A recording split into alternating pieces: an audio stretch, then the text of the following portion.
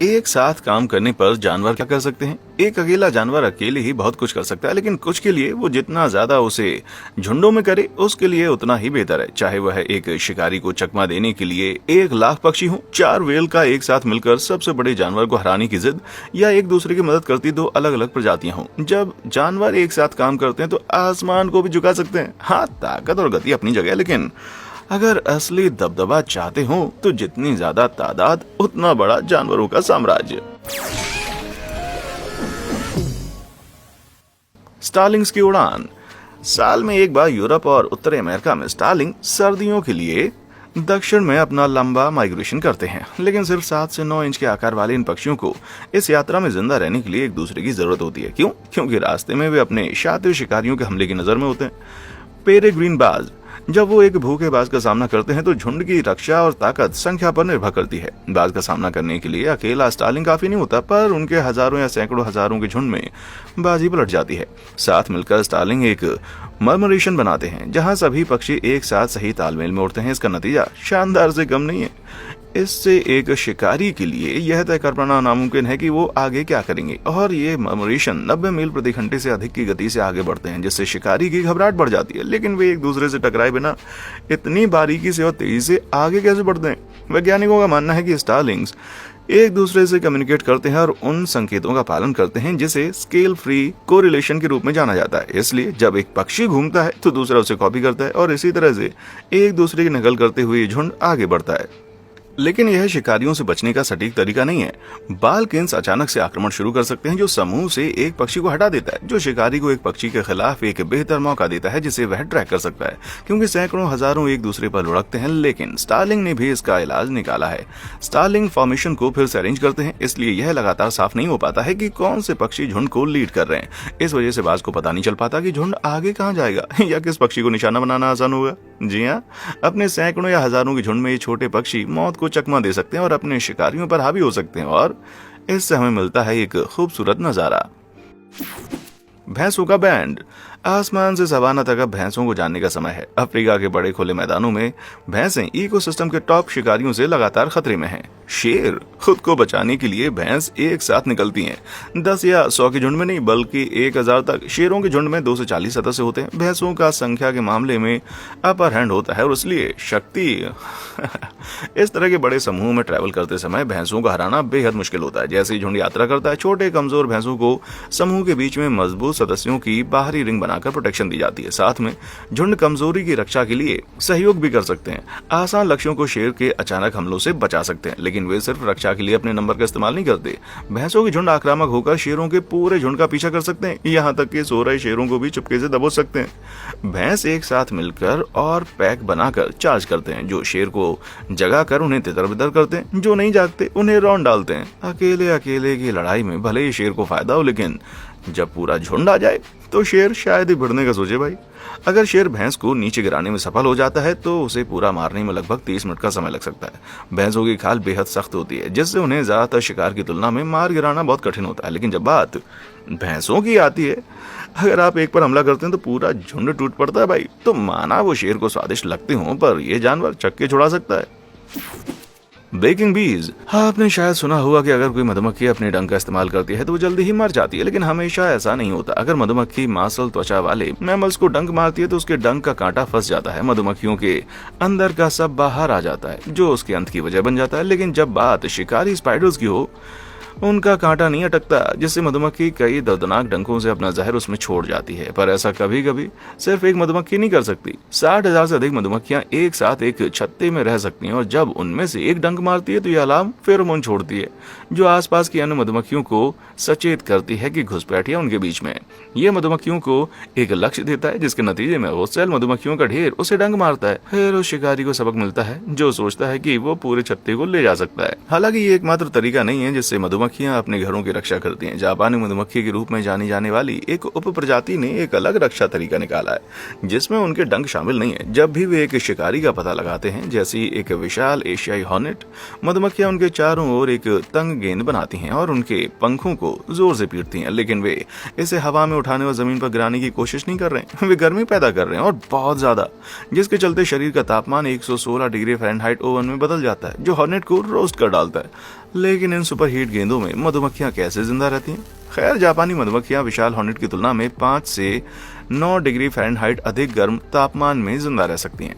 इसलिए अविश्वसनीय रूप से ये मधुमक्खी गेंद के साझा तापमान को इकट्ठा ये पक्का करते हुए कि ये उनके लिए अपने दुश्मन को जिंदा भूनते समय संभालने के लिए बहुत गर्म नहीं है। इसे असल बजकिल कहते हैं मेरे भाई। मैं आपसे पूछना चाहता हूँ, क्या लगता है कौन सा बुरा है, भैंस की आवाज से रूंधा जाना या मधुमक्खियों के एक गोले से भूनकर मौत के घाट उतार दिया जाना? भैंस के लिए लाइक बटन को दबाएं और मधुमक्खियों के लिए सब्सक्राइब करें। और अगर आपको लगता है कि वे एक जैसे भयानक लगते हैं तो फिर दोनों कर दें, ठीक है? What the flock. कोई भी किसान आपको बताएगा कि भेड़ें दुनिया की सबसे बेवकूफ जानवरों में से हैं, लेकिन जब वे झुंड में एक साथ बनते हैं तो सब बदल जाता है। 5 से 500 तक के समूह में भेड़ें वह दिखाना शुरू कर देती हैं जिसे भेड़चाल कहा जाता है। वे एक दूसरे के करीब इकट्ठे होंगे, अपने झुंड से अलग होने पर तनावग्रस्त हो जाएंगे और स्वाभाविक रूप से एक नेता को फॉलो करेंगे। इसलिए यदि एक भेड़ चलना शुरू कर देती है तो बाकी की भेड़ें आमतौर पर फॉलो करती रहेंगी, चाहे झुंड का साइज या गैप जो भी हो। ऐसे ही पार करती हैं वो। लेकिन वो ऐसा करती क्यों है? खैर, भेड़ें एक प्राकृतिक शिकार प्रजाति हैं जो रक्षा के रास्ते माहिर नहीं है। उनकी संख्या के अलावा जो कई शिकारियों को टक्कर दे सकती हैं। यदि कोई शिकारी झुंड पर हमला करता है तो भेड़ें उन्हें भ्रमित करने के लिए अलग अलग दिशाओं में घूमेंगी। जब ऐसा होता है तो सैकड़ों भेड़ें नाटकीय रूप से तितर बितर हो जाती हैं। बिखरने के बाद वे खतरे को दूर करने के लिए एक सख्त गठन में सुधार करते हैं, जिसका परिणाम एक अजीब तरह से हिप्नोटिक नाटक जैसा होता है, क्योंकि भेड़ें एक साथ रहती हैं और निश्चित मृत्यु से दूर भागती हैं। इसे कहते हैं ना भैया, साथ ना छोड़ना। लीडर के फॉलोअर। क्या आपने कभी आकाश की ओर देखा है और पक्षियों को वी शेप में उड़ते हुए देखा है? अगर देखा है तो जान लीजिए कि वो पक्षी गीज थे। लगभग 25 इंडिविजुअल के ग्रुप में कभी कभी इससे भी ज्यादा गीज अपनी एनर्जी बचाने के लिए मिलकर काम करते हैं। हर पक्षी के सामने उस पक्षी से थोड़ा ऊपर उड़ने के साथ गीज हवा के रेजिस्टेंस की दिशा को कंट्रोल कर सकते हैं। चूंकि ये सिर के ऊपर सबसे ज्यादा खिंचाव महसूस करते हैं तो पक्षी बारी बारी ऊपर जाते हैं। जब वे थक जाते हैं तो वापस नीचे की ओर आ जाते हैं और एक साथ काम करने से गीज अधिक समय तक उड़ सकते हैं, जिनमें से ज्यादातर का सामना कम हवा के रेजिस्टेंस से होता है। तो क्या होगा अगर एक गूज अकेले उड़े तो? खैर, पेलिकन यही करते हैं। इसके रिजल्ट अच्छे नहीं होते। हवा के खिलाफ अकेले एक पेलिकन को अपने पंखों को अधिक बार पीटने के लिए मजबूर होना पड़ता है, जिससे तनाव और हार्ट रेट फास्ट हो जाती है। दूसरी ओर गीज का एक समूह कुल मिलाकर कम एनर्जी लगाता है ताकि वे उड़ना जारी रख सकें। और सिर्फ इतना ही नहीं, बल्कि वी फॉर्मेशन का मतलब है गीज ये सुनिश्चित करता है कि पूरा समूह एक साथ है। कठिन परिस्थितियों में उड़ते समय किसी भी समय शिकार के पक्षी के झपट्टा मारने के जोखिम के साथ गीज को ये जानना जरूरी है कि उनके साथ कौन है, किसका शिकार हो चुका है। और अगर आपको लगता है कि आपने इस आकार को कहीं और देखा है तो ऐसा इसलिए हो सकता है क्योंकि लड़ाकू पायलट इसी कारण से इस फॉर्मेशन में यात्रा करते हैं। जी हाँ, इस तरह की सुरक्षित फॉर्मेशन से गीज पृथ्वी पर कहीं भी जा सकते हैं, यहाँ तक कि हांगकांग भी दूर नहीं। Free Riders. आमतौर पर जानवरों को पता होता है कि उनके समूह में बहुत अधिक सदस्य होना उनके अस्तित्व के लिए हानिकारक हो सकता है, लेकिन हमेशा नहीं। जबकि माइट्स और कैरियन बीटल एक साथ काम करने में माहिर होते हैं। कभी कभी माइट्स की भारी संख्या हो सकती है, निहायत ही भारी।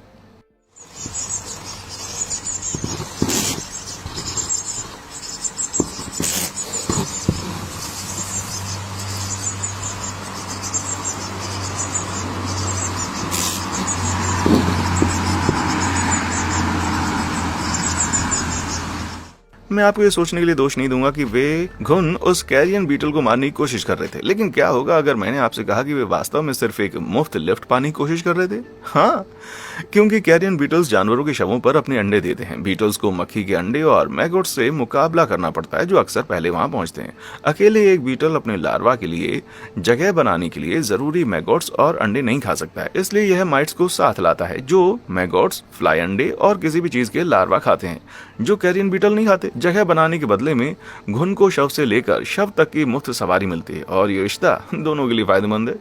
जी हाँ, जब तक कि इस तरह की स्थिति नहीं आ जाती। यदि मुफ्त बीटल सवारी को पाने वाले घुनों की संख्या बहुत अधिक हो जाती है तो वे अपने मेजबान पर भारी पड़ते हैं, इसे लाचार बनाकर। इसलिए मुझे लगता है कि ये सब नाम में है। ज्यादा संख्या में घुन जितना हमने सोचा था उससे कहीं ज्यादा शक्तिशाली है भाई।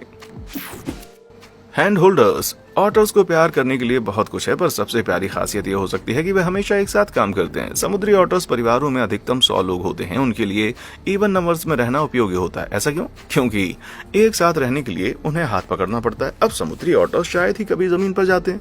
ये पानी में तब तक रहते हैं जब तक वे खतरे में ना हो, क्योंकि उन्हें सोते समय भी एक साथ रहने का तरीका चाहिए।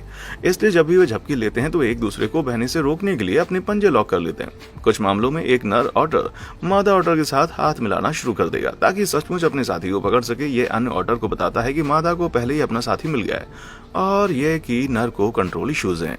वे जितने चतुर हैं, ये एकमात्र तरीका नहीं है जिससे ऑटर एक साथ काम करने के आदी हो गए हैं। अपने छोटे आकार के बावजूद ज्यादातर ऑटर एक शिकारी के साथ सामना होने पर बड़ी बहादुरी दिखाते हैं। ये सही है कि यदि परिवार पर हमले हो रहे हैं तो समूह खतरे को दूर करने के लिए सब कुछ करेगा। नदी के ऑटर भोजन की तलाश में अपने तालाब में आने वाले मगरमच्छों को मारने के लिए जाने जाते हैं। अकेले लड़ाई में वे निश्चित रूप से हार गए होते। बड़े ओटर ने जगुआर को एक साथ झुंड बनाकर डराकर भगा दिया। यार, वे जगुआर ओटर को जान चुके होंगे। पंख के पक्षी। हमारी सूची में अगला दिलचस्प किरदार गिनी फाउल है। गिनी फाउल जमीनी पक्षी हैं जो ज्यादातर सब सहारा अफ्रीका में पाए जाते हैं। शायद ये सिर्फ मैं हूँ, लेकिन क्या वे आपको चिकन रन के पात्रों की तरह नहीं दिखते? खैर, उन मुर्गियों की तरह गिनी फाउल अपने लक्ष्यों को प्राप्त करने के लिए मिलकर काम करने के महत्व को समझते हैं। एक खेत में गिनी फाउल घूमने वाले शिकारियों की दया पर हैं। सामाजिक पक्षी जो कम से कम 6 के समूहों में पनपते हैं, एक डराने वाला शोर करने के लिए मिलकर काम करते हैं जो दुश्मन को डराता है। ठीक है, कम से कम आपको इन पक्षियों के बारे में चिंता करने की जरूरत नहीं है जो आपके पर्दे फाड़ रहे हैं। अपने झुंड के बाकी हिस्सों को सचेत करते हुए गिनी फाउल का अलार्म अन्य जानवरों के साथ साथ किसानों को भी आने वाले खतरे के प्रति सचेत करता है। माने एक खतरनाक और फिसलन वाले सांप के रूप वाला खतरा। इन रेंगने वालों का पता लगाना बेहद मुश्किल है, खासकर जब वे आसपास की घास में छुप जाते हैं। सांप हर साल कम से कम 80,000 लोगों को मारते हैं। कोई बात नहीं गिनी फाउल, लेकिन वे उतने असुरक्षित नहीं है जितने वे लगते हैं। लगभग 20 और 30 के बीच के समूह में गिनी फाउल को 1 फुट से भी कम लंबे नजदीकी रैंकों के छोटे सांपों को घेरने और बारी बारी से उन्हें मौत के घाट उतारने के लिए जाना जाता है। सांप 1 या 2 को मारने में सफल हो सकता है, लेकिन इतने सारों से लड़ने पर उसका चांस ही नहीं। ऐसा लगता है कि ये पक्षी किसी भी किसान के लिए एकदम सही सांप निवारक हो सकते हैं, बशर्ते वे चीखों को बर्दाश्त कर सकें। Different dentistry. तो हमने देखा है कि कैसे जानवर एक साथ रहकर शक्ति प्राप्त कर सकते हैं, लेकिन सभी पशु सहयोग केवल संख्या पर निर्भर नहीं है। आश्चर्यजनक रूप से 2 जानवर जिनमें कुछ भी समान नहीं है, जैसे मगरमच्छ और प्लोवर पक्षी, डेंटिस्ट के रूप में एक दूसरे की मदद करने का अच्छा तरीका खोज सकते हैं। मेरा मतलब है, मैं मानता हूँ आपके दांतों में चीजें फंसने से ज्यादा परेशानी करने वाली कोई बात नहीं है। ऐसा कुछ जो मनुष्यों और जानवरों को प्रभावित करता है, लेकिन बिना डेंटिस्ट के या बिना उंगलियों के। मगरमच्छों को अपने दांतों से भोजन, मलबे और यहाँ तक कि पैरासाइट के टुकड़ों को निकालने में कुछ मदद की जरूरत होती है। और यहीं मिस्र का प्लोवर पक्षी आता है। ओवर हीटिंग से बचने के लिए मगरमच्छ अक्सर अपना मुंह खुला रखते हैं, और जब वे ऐसा करते हैं तो पक्षी मगरमच्छ के दांतों पर बैठ जाता है और खाना निकालना शुरू कर देते हैं। प्लोवर के लिए यह भोजन लेने का अच्छा तरीका है और मगरमच्छ के लिए एक सुविधाजनक दांतों की सफाई है। एक मगरमच्छ के मुंह में संक्रमण का खतरा हो सकता है, इसलिए ये प्लोवर हाइजीनिस्ट से मिलने से उन्हें झुंड से बाहर निकलने में मदद मिल सकती है। तथ्य यह है कि ये मांसाहारी प्लोवर खाने की कोशिश नहीं करता है, जबकि ये अपने मुंह में आराम से बैठता है। बस शिकारी की नरमदिली दिखाता है भाई ये, या फिर उस पक्षी की बहादुरी। ईल्स और वरेज। ऐसी कई चीजें हैं जो कि मोरे ईल कर सकती हैं, जो हम इंसान नहीं कर सकते। शिकार को सूंघना, विष से लदी बलगम पैदा करना और आप जानते हैं पानी के भीतर सांस लेना। लेकिन एक काम ये समुद्री जीव नहीं कर सकते, अपने दांत साफ। इसके आसपास जाने के लिए मोरे ईल समुद्र के दंत चिकित्सकों के साथ मिलकर काम करता है। Blue strip cleaner wrasse. जैसे ही ईल लय से अपना मुंह खोलती और बंद करती है, ये छोटी मछलियां ईल के मुंह के अंदर चली जाती हैं और पैरासाइट और डेड टिश्यूज को खा जाती हैं। एक साथ ईल और वरेज दोनों को फायदा होता है। ईल की त्वचा और दांतों को साफ और स्वस्थ रखा जाता है और मछली को भोजन और बड़ी मछली से सुरक्षा दोनों मिलती है। वास्तव में वरेस इस रिश्तों को इतना महत्व देती है कि वे सिर्फ ईल पर ही नहीं रुकते। फिश फॉल्स को मंटो, किरणों, ग्रुपर्स और यहाँ तक कि बाराकुडास को साफ करने के लिए जाना जाता है। तो यदि आप दंत चिकित्सक से डरते हैं तो क्यों ना आपकी मदद करने के लिए एक क्लीनर वरेस ले आए। मैं सिर्फ मजाक कर रहा हूँ भाई। एक डेंटिस्ट से अपॉइंटमेंट आपके मुंह में एक छोटी असहाय मछली को निगलने से बेहतर होगा। खूनी किन सिंगल ओर का एक बहुत ही डराने वाला नजारा है। मेरा मतलब है उन्हें एक कारण से किलर व्हेल के रूप में भी जाना जाता है। तो जरा कल्पना कीजिए कि इन चिंताजनक व्हेलों में से 10 से 40 के बीच के बड़े पॉड से क्या खतरा है। इसके अलावा अधिकांश ओर का पॉड अपने पूरे जीवन के लिए एक साथ रहते हैं, जिससे पॉड को अपने कोऑर्डिनेशन पर काम करने के लिए बहुत समय मिलता है। एक बार जब उन्हें अगला भोजन मिल जाता है तो ओर्क्स छोटे समूहों में अपने शिकार को अलग करने के लिए मिलकर काम करते हैं। वहां सभी पॉड के साथ वे अपने शिकार का पीछा कर सकते हैं, खेल सकते हैं और अपने शिकार को तब तक समाप्त कर सकते हैं जब तक कि वो इतना कमजोर ना हो जाए कि वो लड़ना बंद कर दे। मान लीजिए कि शिकार पर 10 व्हेल हैं। एनर्जी समूह के बीच बटी होती है। इसका मतलब है कि प्रत्येक व्हेल अकेले शिकार करने की तुलना में बहुत कम एनर्जी खर्च कर रही है, और जितने अधिक ऑक्स होंगे शिकार को घेरना उतना ही आसान होगा। ये लंबे और थकाऊ पीछा करने के प्रोसेस को रोकता है और कास को और भी अधिक ऊर्जा बचाने में मदद करता है। लेकिन इससे भी डरावनी बात यह है कि ऑर्कास जानते हैं कि उनमें अधिक शक्ति होने पर उनके पास अधिक शक्ति होती है। वास्तव में वे इतने शक्तिशाली हो सकते हैं कि पॉड्स को विशालकाय स्क्विड, डॉल्फिन, स्पर्म व्हेल और यहाँ तक कि ब्लू व्हेल जैसे डराने वाले समुद्री जीवों को भोजन बनाने के लिए जाना जाता है। हाँ, ऑर्कास को ग्रह पर सबसे बड़े जानवर को हराने में कोई समस्या नहीं होती, जो 100 फीट से भी अधिक लंबा और 200 टन तक वजनी हो सकता है। लेकिन वे इतने बड़े शिकार का शिकार कैसे करते हैं? खैर, ऑर्कास अपने लक्ष्य को घेर लेगा, जिससे जानवर का बचना मुश्किल हो जाएगा। वे ऑडियो कॉल की एक जटिल प्रणाली का उपयोग करके पानी के भीतर कम्युनिकेट करते हैं। ये सुनिश्चित करता है कि हर ओर का ठीक वही है जहां उन्हें होना चाहिए, जिसका अर्थ है कि वे जो भी हमला करते हैं वो एक घातक कोऑर्डिनेट जाल है। मुझे यकीन नहीं है कि ये अधिक आकर्षक है या भयानक है। हडल अप कठोर 120 किलोमीटर प्रति घंटे आर्कटिक हवाओं में तापमान -58 फ़ारेनहाइट जितना कम होने के साथ सम्राट पेंगुइन को गर्म रखना कठिन काम होता है। यही कारण है कि ये कठोर पक्षी 10,000 अन्य लोगों के साथ कॉलोनीज में रहते हैं, न केवल मोरल सपोर्ट के लिए बल्कि गर्मी के लिए। जमीन पर रहते हुए अपने कीमती शरीर की गर्मी को सुरक्षित रखने के लिए सम्राट पेंगुइन एक साथ घूमते हैं, हवा से चिपते हैं, सिर नीचे करते हैं और अपने सामूहिक शरीर की गर्मी को साझा करते हैं। इतनी बड़ी संख्या में पेंगुइन कसकर पैक बनकर रहते हैं। यदि एक पेंगुइन एक कदम आगे बढ़ाता है तो पूरे समूह भी खुले स्थान को समायोजित करने और गर्म रहने के लिए आगे बढ़ जाता है। रिसर्च से पता चलता है कि वह हर 30 से 60 सेकंड में छोटी छोटी हरकतें करते रहते हैं। हर कदम के साथ सिर्फ 2 से 4 इंच की यात्रा करते हैं। समय के साथ ये हडल के एक बड़े रिऑर्गेनाइजेशन की ओर ले जाता है। इसलिए किनारे पर रहने वालों के बीच में सुपर टोस्ट बन जाने से आराम मिलता है भाई।